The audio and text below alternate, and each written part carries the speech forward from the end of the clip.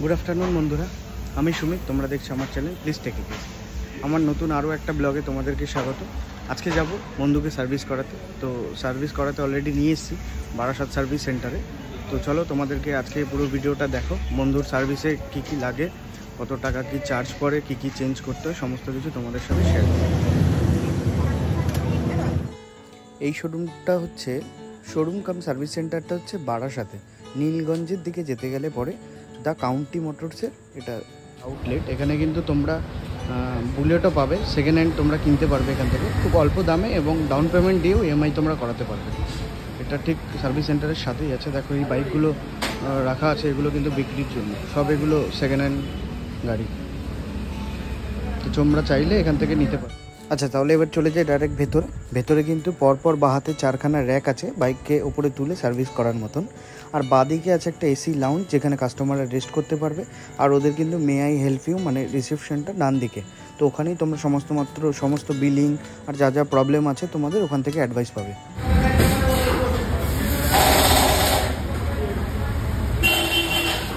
দেখো এবার আমার বন্ধুর ছোটোখাটো যে প্রবলেম সেগুলো সলভ করা হচ্ছে। বন্ধুর ছোটোখাটো যা যা প্রবলেম ছিল সেগুলো সলভ মোটামুটি করে দেওয়া হলো, যেহেতু খুব একটা বেশি কিছু হয়নি, মানে এটা আমার সেকেন্ড সার্ভিসিং অ্যাকচুয়ালি। তো ওই 5000 কিলোমিটার মতন চলেছে।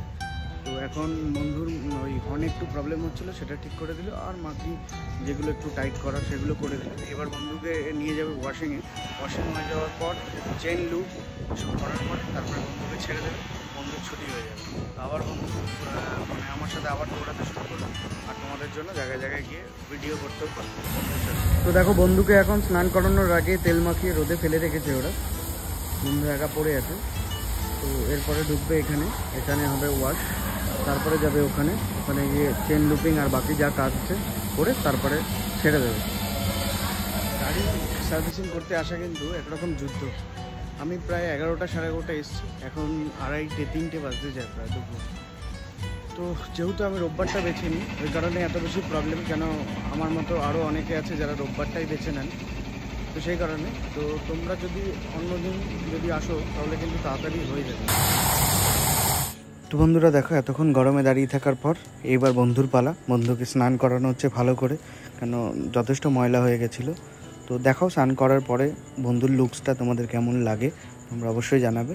এবার তোমরা বন্ধুকে দেখো কেমন লাগছে, আর অবশ্যই আমাকে কমেন্ট করে জানিও যে এবার বন্ধুকে কেমন লাগছে, ভালো লাগছে কি সুন্দর লাগছে, কেমন লাগছে জানিও। চলো পেয়ে গেছি বন্ধুকে, এবার বাড়ি ফেরার পালা। বাড়ির দিকে যেতে থাকি রাস্তায়। বন্ধু আবার রেডি 5000 কিলোমিটার দৌড়ানোর জন্য আমার সাথে। তো এসে গেছি বাড়ির রাস্তায়, আর ভিডিওটা বড় করলাম না, আজকের ব্লগটা এখানেই শেষ করলাম। তোমরা সবাই ভালো থেকো, সুস্থ থেকো, দেখা হবে পরবর্তী ভিডিওতে।